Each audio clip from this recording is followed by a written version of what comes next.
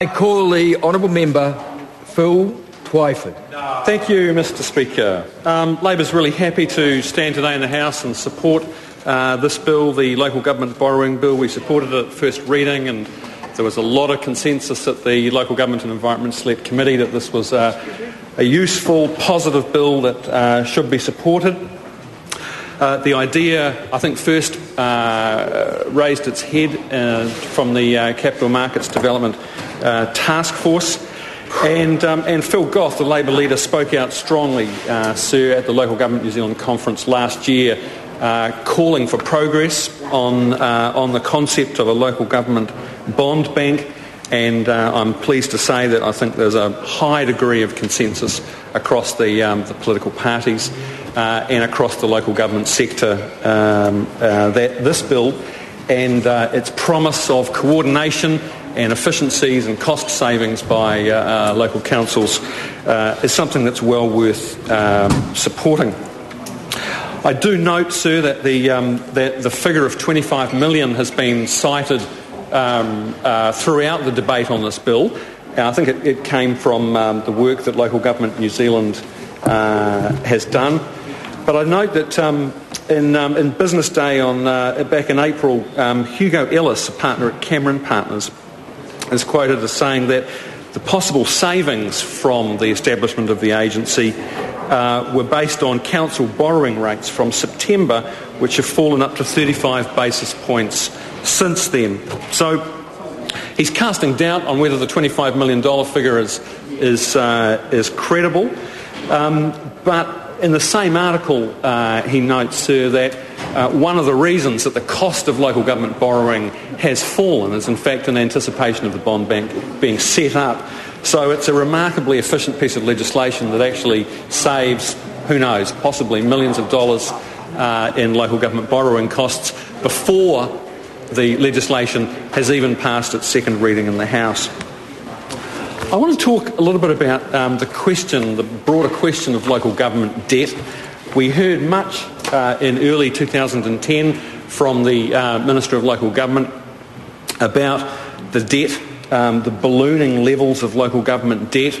There was talk of a kind of a crisis in local government, that local councils were going to be unable to meet the costs of infrastructure, ballooning levels of local government funding, out of debt, getting out of control, and this was being bandied around, sir, as some kind of justification for the minister's agenda of rate capping, of trying to roll back the scope of local government through his core services agenda, and the opening up of municipal water services to what we regard as an effective privatisation through 35-year PPPs. And the last of those three items was in fact implemented in the Local Government Amendment Act that was passed at the end of last year.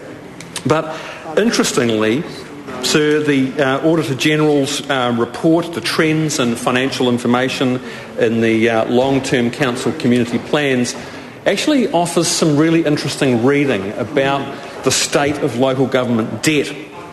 This is the most rigorous, most authoritative data that we have at hand, sir, from the Auditor General's office on this issue. It came out in August 2010. And I want to just quote one or two passages from the Auditor General's report.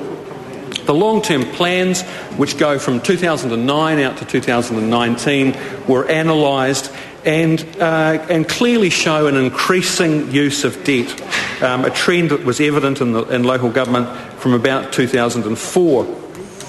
The debt was forecast to reach its highest level over the 10-year period in 2015, peaking at $11.2 billion.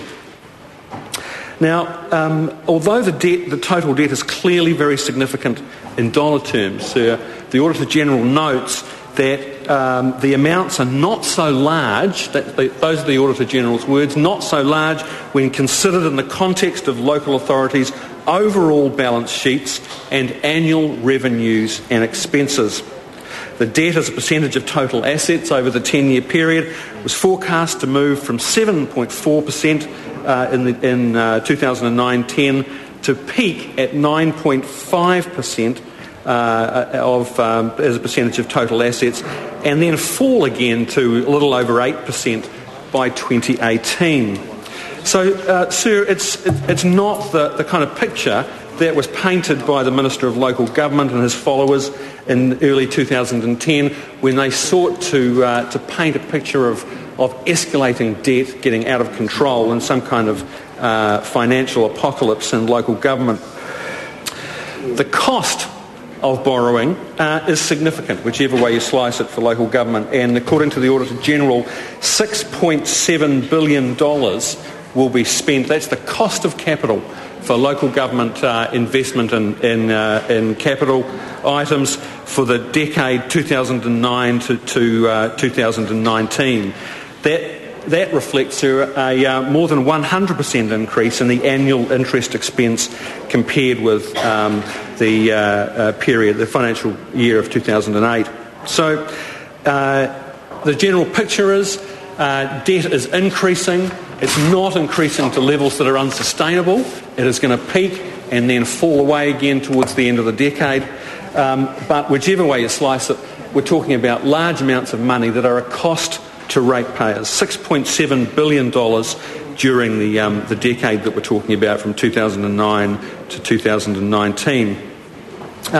The Auditor General's final verdict, Sir: we do not consider that this level of interest expense is high or poses a likely risk of compromising the prudence with which local authorities are managing community assets. So debt is increasing, but it's well within the standards, the normal standards of financial prudence that are expected from local government, Sir. Needless to say, it didn't really matter that the Minister's fantasy about ballooning out of control debt and the need to rein in these irresponsible councils, that story kind of collapsed, because by then, Sir, the Minister had been reined in by his own cabinet colleagues, who had told him that they didn't want to see any more of the sort of extreme agenda that he was promoting through 2010. We support this bill, Sir. We support the establishment of the local government funding agency because it's consistent with the fundamental Labor principles of owning our own future. This bill actually will make it easier for councils to offer retail bonds to mum and dad investors, allowing them a secure option for investing their money and to invest in vital infrastructure that's needed in communities throughout New Zealand, whether it's water supply or transport infrastructure or new buildings, you name it. This is an opportunity for New Zealanders to make sound and secure investments in the future of their country. I want to contrast this, Sir. I want to contrast this with the approach that the National Party is putting before the people of New Zealand in this election campaign, where they are putting up on the auction block our most profitable, our most well-run state assets, putting them up on the auction block, selling off 49% of those organisations, Sir, in a way that will, contrary to the blithe reassurances that we've heard from the Finance Minister, in a way that will inevitably end up with a substantial amount, if not all, of those shares ending up in foreign hands.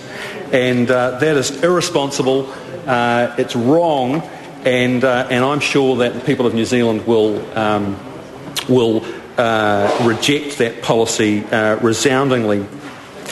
Privatisation is very much on the agenda of this national government and its allies, and you have to wonder, Sir, whether or not it will come back to bite New Zealanders if National are re-elected for another term. Will they force the City of Christchurch to sell its assets in order to fund the reconstruction of that city? That is a question that National MPs should answer in this debate, and I call on particularly the Christchurch members to stand and take a call in this debate, Sir. Will this government force the City of Auckland to sell its shares in the ports of Auckland in order to fund the rail infrastructure that is so desperately needed in Auckland. Mr Speaker. I call the Honourable Member Louise Upston. Thank you, Mr Speaker. I'm pleased to be able to stand and speak in the second reading of the Local Government Borrowing Bill. It's great to